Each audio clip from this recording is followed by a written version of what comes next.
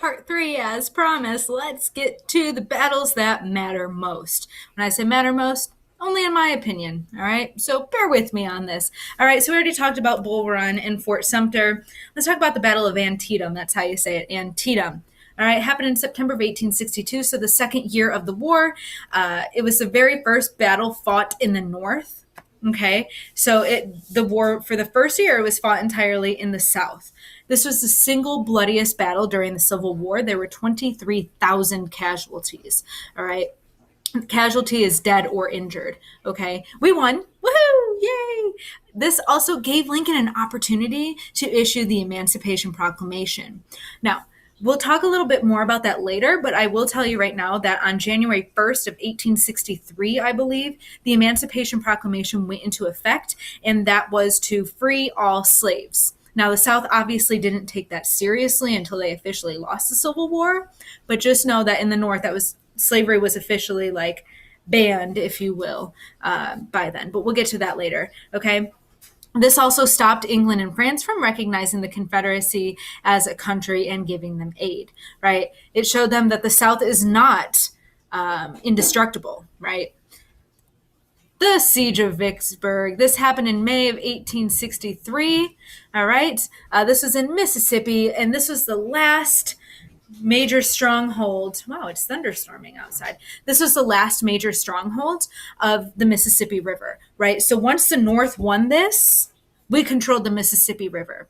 And while that's like, oh, whatever, the Mississippi River was the fastest way to transport second fastest way to transport anything, second only to railroads, right? And you control that. You control all of the important cities because most important cities in the country and around the world are on water. So once you do that, you can control all the major ports in all of the states that the Mississippi River touches, which stretches from basically Canada all the way down into the Gulf of Mexico, all right? And the South never fully recovered from this battle, LOL. All right, let's get to my personal favorite one, the Battle of Gettysburg. This was the turning point battle, people. This was in Pennsylvania.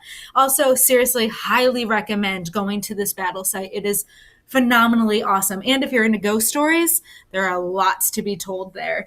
All right. My family will tell you that they are convinced they saw a ghost there, which, come on. Anyway, this was the turning point. As I said, a lot of people died at this battle, and the South never actually fought on Northern soil again. You can walk by. Okay, there he is. Really quick, right here, the Gettysburg Address. I have to mention this. I'm a history nerd. Sorry. Actually, I'm not sorry. This was issued on November 19th, 1863. So a few months after the battle ended in early July, right? Lincoln gave this speech at the battle site. And during times of war or hardship, presidents are supposed to give speeches that boost morale. However, at the time, Lincoln was convinced that no one is going to care about this speech. No one's going to give two craps about it, whatever, right? It's not that important. But he was very wrong. It is now considered to be one of the most influential speeches in all of U.S. history and one of the best in the world. Right. I highly encourage you to read it. This is a speech that starts with 7 years ago. Our fathers brought forth upon this continent a new nation conceived in liberty and dedicated to the proposition that all men are created equal. Read the rest of it. Seriously, it's my favorite thing in the entire world. And this boosted morale, right? And this funny story behind this, people went to Gettysburg, Pennsylvania in November in 1863, expecting to hear the president speak. It's freezing outside. We all know what November feels like, right? It's cold. Everything around, all vegetation's dead. Everything's just kind of drab, right? And so they're all excited to hear the president talk. Well, a guy went before Lincoln and spoke for 2 hours.